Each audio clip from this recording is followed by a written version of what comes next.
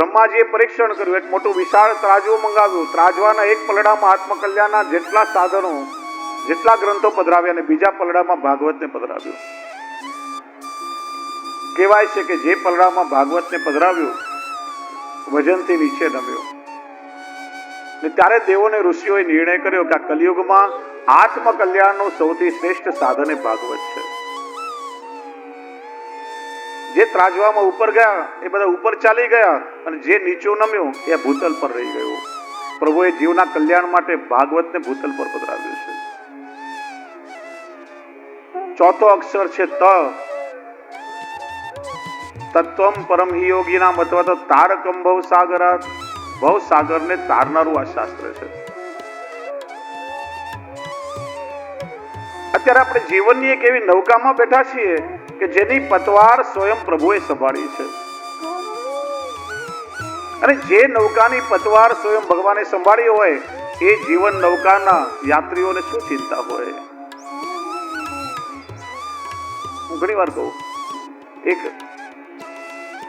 વિમાનમાં ઘણા પ્રવાસીઓ બેઠા હતા. એમાં 6-7 વર્ષની એક બાળકી બેઠી હતી બારી પાસે. બહારના દ્રશ્યો જોઈને આનંદ લેતી હતી. વાતાવરણ બગડ્યું. અચાનક તોફાન શરૂ થયું. વીજળીના કડાકા ભડાકા થવા લાગ્યા. વિમાન આલક ડોલક થવા લાગ્યું. એનાઉન્સમેન્ટ થવા લાગ્યું, આગે મોસમ ખરાબ છે. યાત્રીઓ બધા ગભરાયા. બધા આમ સીટ પકડીને બેસી ગયા. ભાઈ જશો તો સીટની સાથે જ જવાના છો. પેલું વિમાન ઉપડે ત્યારે એરોસ્ટેસ એનાઉન્સમેન્ટ કરે ને ઇમરજન્સીમાં, पीछे 2 द्वार, आगे 2 द्वार, बीच में 2 द्वार और नहीं खुले तो सीधे हरिद्वार. બધા ગભરાયા. પણ પેલી બાળકીના મોઢા પર જરાય ગભરાટ નહીં. એ તો પ્રકૃતિને માની રહી હતી. બાજુવાળા ભાઈએ કહ્યું, બેટા તને ડર નથી લાગતો? ગમે ત્યારે એવું લાગે છે કે વિમાન નીચે પડશે, મોસમ ખરાબ થઈ ગયો. મને જરાય ડર નથી, કેમ કે આ વિમાનના જે કેપ્ટન છે ને, પાયલટ, એ મારા પપ્પા છે ને મને વિશ્વાસ છે કે પપ્પા સહી સલામત વિમાનને ઉતારશે. જે જીવન નૌકાની પતવાર સ્વયં પ્રભુએ સંભાળી હોય એ પ્રવાસીને શું ચિંતા હોય? એવું આ શ્રીમદ ભાગવત છે. ભાગવતજીના 3 સ્વરૂપ, આદિ ભૌતિક સ્વરૂપ એટલે પોથીજી સ્વરૂપે, ગ્રંથ સ્વરૂપે બિરાજે છે. અને એટલા માટે તમે જો ભાગવતની પોથી ક્યારે બંધાતી નથી. પોથીના એક પાના છૂટા હોય. બીજા પુસ્તકોનું આપણે બાઇન્ડિંગ કરાવીએ, ભાગવતજીનું બાઇન્ડિંગ ના થાય. એક પોથીના પત્ર ખોલાય, કેમ કે ભગવાન સ્વતંત્ર છે. ભગવાનને કોઈ બાંધી ન શકે. ભગવાન ક્યારેય કોનાથી બંધાતા નથી. અને ભાગવત ભગવત સ્વરૂપાત્મક છે, એટલા માટે પોથીજીના પત્ર ખુલ્લા હોય. આધ્યાત્મિક સ્વરૂપ એટલે એની અંદર રહેલા સકલ વેદાર્થ, જ્ઞાન, વૈરાગ્ય, ભક્તિ એ આધ્યાત્મિક સ્વરૂપ. અને ભાગવતનું આધિ દૈવિક સ્વરૂપ એટલે દ્વાદશાંગો વૈ પુરુષ,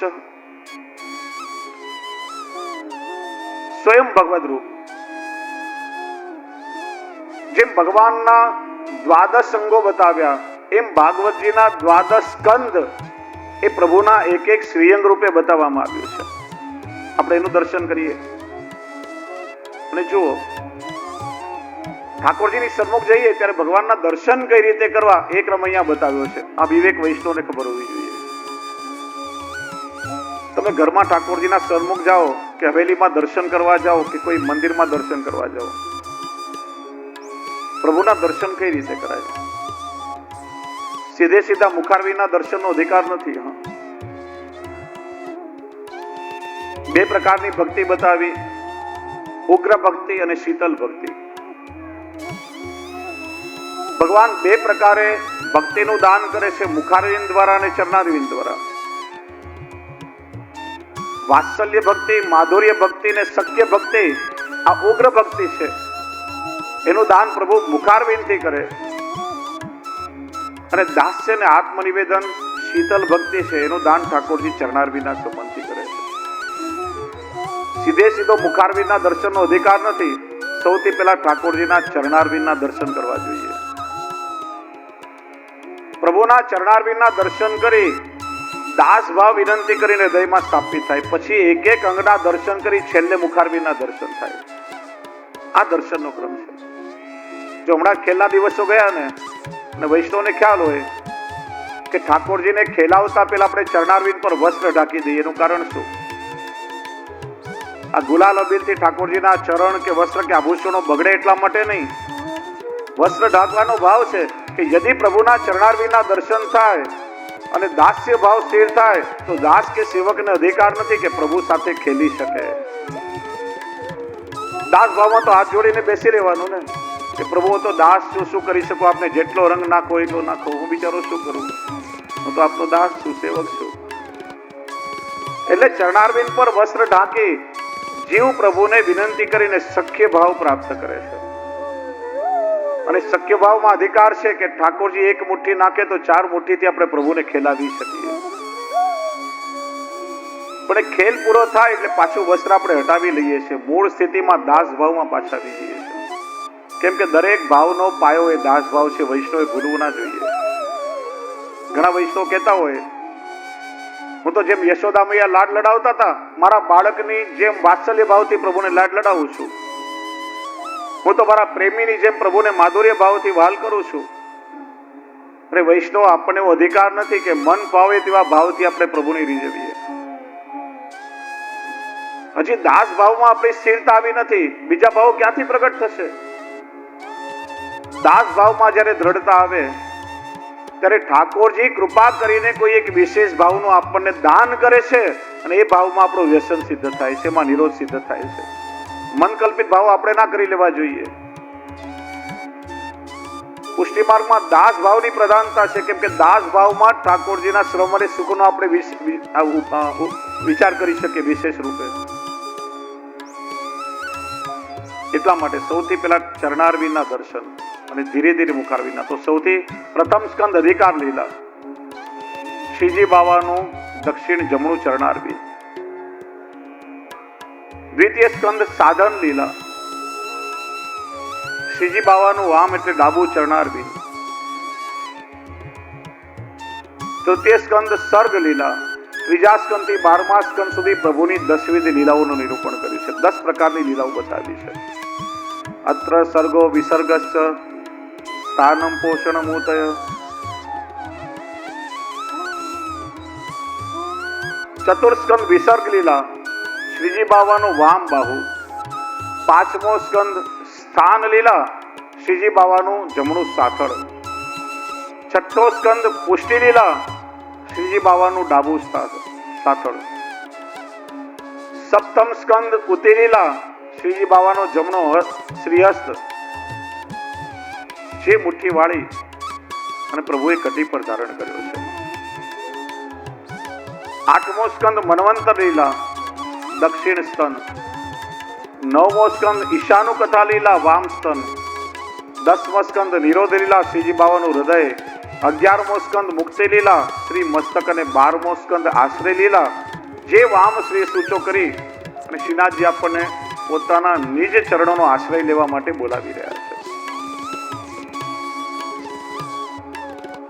આ જગતના કોઈ પણ દેવ દેવીની પ્રતિમાઓને તમે નિરખો, ચાહે ઠાકોરજીનો ઠાડો વિગ્રહ હોય, ચાહે બિરાજેલો હોય કે અનંત શરણમ પદ્મનાભજી પોડેલો વિગ્રહ છે, પણ આ રીતે શેષ શૈયા પર પ્રભુ પોડ્યા છે. કોઈ પણ વિગ્રહમાં મસ્તકનું સ્થાન સૌથી ઉપર હોય. એકમાત્ર શ્રીનાથજીનું સ્વરૂપ છે કે મસ્તકથી પણ ઉપર પ્રભુનો વામ શ્રીહસ્ત છે. અને વામ શ્રીહસ્ત ઊંચો કરી ઠાકોરજી પોતાના નિજજનોને આ રીતે બોલાવી રહ્યા છે. હું તમને એક પ્રશ્ન પૂછું કે દૂર કોઈ માણસ ઉભો હોય એને નજીક બોલાવો હોય તો આપણે આ રીતે બોલાવીએ કે આમ બોલાવો? કઈ રીતે બોલાવો તમે? હા, કઈ રીતે બોલાવો? આ રીતે બોલાવીએ. પ્રભુ વામ શ્રીહસ્તથી બોલાવે છે. એનું કારણ, વામ સ્થાન સ્વામીજીનું સ્થાન છે, વામાંગ રાધાજી છે અને શ્રી વલ્લભ એ સ્વામીજીનું ભાવાત્મક પ્રાગટ્ય છે.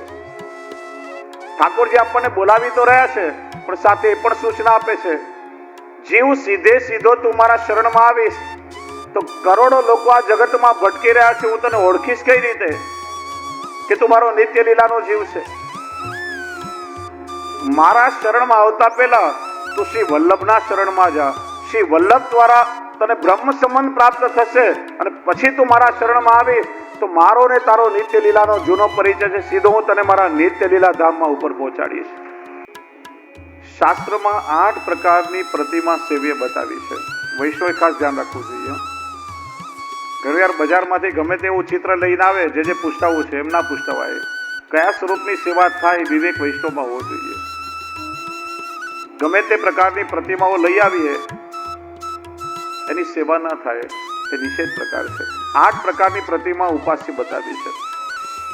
શૈલી, દારૂમયી, લૌહી, લેખ્યા, લેપ્યા ચ સૈકતી, મનોમયી, મણિમયી પ્રતિમા અષ્ટવિધા સ્મૃતા. કેવા કેવાની પ્રતિમાની સેવા થાય. શૈલી પાષાણમાંથી, પથ્થરમાંથી નિર્મિત થયેલી હોય એવી શિલ્પશાસ્ત્ર અનુસાર શ્રીજી બાબાનું સ્વરૂપ છે, શ્રી દ્વારકાધીશજીનું સ્વરૂપ છે, મથુરાધીશજીનું સ્વરૂપ છે, સ્વયં પ્રગટ થયેલા સ્વરૂપો છે. શૈલી પછી દારૂમયી, કાષ્ઠમાંથી, લાકડામાંથી જે પ્રતિમા નિર્મિત થાય એની સેવા થાય. જેમ પૂર્વ ભારતમાં એક ધામ જગન્નાથપુરી, ત્યાં જગન્નાથરાયજીનું સ્વરૂપ છે. દર 12 વર્ષે અધિક અષાઢ માસ આવે ત્યારે ભગવાનના નૂતન પ્રતિમા નિર્મિત થાય સ્વરૂપ, અને અંદર બિરાજતું જે અલૌકિક તેજોમય સ્વરૂપ એની અંદર પધારે. કાષ્ઠમાંથી એ સ્વરૂપ નિર્મિત થાય છે. લૌહી એટલે ધાતુમય. શાસ્ત્ર પ્રમાણે પંચ ધાતુ કે અષ્ટ ધાતુનું મિશ્રણ કરીને જે પ્રતિમા નિર્મિત થાય એની સેવા થઈ શકે. લેખ્યા, આપણે નાથદ્વારા જઈએ તો ચિત્રકારો હાથથી પીછીથી જે ચિત્ર બનાવે એની સેવા થાય. મશીનમાં પ્રિન્ટ કરેલું, પ્રેસમાં પ્રિન્ટ કરેલું ચિત્ર હોય એની સેવા ક્યારે પણ ના થાય, ધ્યાન રાખવું. વૈષ્ણવ ચિત્ર સેવા કરવી હોય, ઠાકોરજી પૂછતા હોય તો હાથેથી સિદ્ધ કરેલું એ સ્વરૂપ હોવું જોઈએ. લેપ્યા, આપણે ત્યાં લગ્ન પ્રસંગ આવે તો ગોબરમાંથી કુલદેવ કે કુલદેવીની પ્રતિમા બનાવી. આપણે ત્યાં બેઠકજીનો પ્રકાર જો, ચોતરાજીનો આપણે રજથી લેપન કરીએ છીએ, એ ઉપાસ્ય છે. સૈકતી, સિકતા એટલે ભીની રજ. રજ 2 પ્રકારની. સૂકી રજને આપણે શું કહીએ? વાલુકા. વાલુકા એટલે સૂકી રજ, અને સિકતા એટલે ભીની રજ. કાત્યાયની, મહાભાગી, મહાયોગિન્યધીશ્વરી, નંદ ગોપ સુતમ દેવી પતિમ મે કુરુતે નમઃ. વ્રજ ગોપિકાઓએ યમુનાજીની સક્તા એટલે ભીની રજમાંથી કાત્યાયનીની પ્રતિમા સિદ્ધ કરી. રામેશ્વરમાં જાઓ, મૂળ સીતાજીએ એ સમુદ્રની રજમાંથી રામેશ્વરનાથ મહાદેવની પ્રતિમા સિદ્ધ કરી, આજે પણ બિરાજે છે. બેટ દ્વારકા, વૈષ્ણવ માટેનું મૂળ સ્થાન બેટ દ્વારકા છે, જ્યાં શ્રી મહાપ્રભુજી પધાર્યા છે. રૂકમણીજીએ પોતાના સ્વસ્થથી સિદ્ધ કરેલું એ સ્વરૂપ છે જે બેટ દ્વારકામાં બિરાજે છે, રજમાંથી. સૈકતી, મનોમયી. કોઈ પ્રતિમા ના હોય તો જે સ્વરૂપમાં આપણને આસક્તિ છે, મનથી સ્વરૂપનું સેવન આપણે કરીએ, જેને સેવાની માનસી કહેવાય. જો આ ધ્યાનથી સમજો. ઘણા વૈષ્ણવ કે અમારે ત્યાં ઠાકોરજી નથી બિરાજતા, હું તો માનસી સેવા કરું છું. માનસી સેવા ના કહેવાય, એ સેવાની માનસી કહેવાય. માનસી તો અવસ્થા છે, જેને આપણે પુષ્ટિ માર્ગમાં વ્યસન અવસ્થા કહીએ છીએ. એ તો ભગવત કૃપાથી પ્રાપ્ત થાય. એ આગળ આપણે વિસ્તારથી સમજશું તૃતીય સ્કંદમાં. માનસી સેવા સરળ નથી. પ્રભુની કૃપાથી માનસી અવસ્થા પ્રાપ્ત થાય પછી સેવા ચાલ્યા કરે. મનથી આપણે ઠાકોરજીને જગાડીએ, શિંગાર કરીએ, એ સેવાની માનસી કહેવાય. મનોમયી પ્રતિમા. અને રત્નમયી, રત્નમાંથી કોઈ પ્રભુની પ્રતિમા નિર્મિત થાય, સેવ્ય છે. 8 પ્રકારની પ્રતિમા સેવ્ય છે, પણ આ બધા કરતા જુદ બતાવ્યું. તેને યમ વાંગમયી મૂર્તિ પ્રત્યક્ષા વર્તતે હરિ. પ્રભુનું વાંગમય સ્વરૂપ છે. વાંગમય એટલે શું? શબ્દથી પ્રભુનું સ્વરૂપ અને લીલાઓ પ્રગટ થાય છે. બહુ ચોખ્ખી વાત કરું કે આજકાલ કથામાં નંદ મહોત્સવ થાય, રૂકમણી વિવાહ થાય, ગિરિરાજનું, આ બધું એક પ્રકારનું નાટક છે. કારણ કે લોકોનું મનોરંજન છે, લોકોને જોઈતો હોય, લોકોને ગમતો હોય એટલે ના છૂટકે કરવું આ પડે બધું. પ્રાચીન સમયમાં કથાઓમાં આવી કોઈ વિધિ નહીં હતી. કથા એટલે કેવલ વાંગમય. અહીંયા શબ્દથી જ પ્રભુની એક એક લીલાઓનો અનુભવ થવા લાગે. કોઈ વક્તા વ્યાસપીઠ પર બેસીને જ્યારે ભાગવતજીની કથા કરે ત્યારે એના મુખમાંથી માત્ર શબ્દો પ્રગટ ન થાય, પણ એક એક શબ્દ સ્વરૂપે સ્વયં ભગવાન શ્રી કૃષ્ણ પોતે પ્રગટ થઈ અને શ્રોતાના કર્ણમાંથી હૃદયમાં પ્રવેશ કરે છે. એટલા માટે તો મહાપ્રભુજી કહે છે આ ભવ ઔષધિ છે. કથા શું છે? ભવ ઔષધિ. કોઈ બીમાર માણસ થાય, આપણે ડોક્ટર પાસે જઈએ તો ડોક્ટર પ્રિસ્ક્રિપ્શન લખી આપે. આપણે એટલું જ કરવાનું કે ડોક્ટરે લખેલી જે ગોળી છે એને ગળી દેવાની. શરીરમાં અંદર ગયા પછી દવા રોગનો નાશ કરવાનું કામ પોતે કરે. એમ ભગવત કથા જ્યારે આપણા કર્ણ દ્વારા હૃદયમાં પ્રવેશ કરે ત્યારે આપણા ભવના રોગોનો નાશ કરવાનું કાર્ય કરે છે. એટલા માટે ભવ ઔષધિ કહેવાય છે. શબ્દ દ્વારા પ્રભુની એક એક લીલાઓ પ્રગટ થાય, એટલા માટે એ વાંગમય સ્વરૂપ છે. શ્રીજી બાબાનું સાક્ષાત વાંગમય સ્વરૂપ, અને એનું દર્શન આપણે કરીએ છીએ. આ 7 દિવસ સાક્ષાત માનો શ્રીજી બાબાનું છત્ર આપણને મળી રહ્યું છે. પ્રભુનું સાનિધ્ય 7 દિવસ મળશે. વામ શ્રેયસ ઉપર છે અને જમણો શ્રેયસ આ રીતે કટી પર ધારણ કર્યો છે.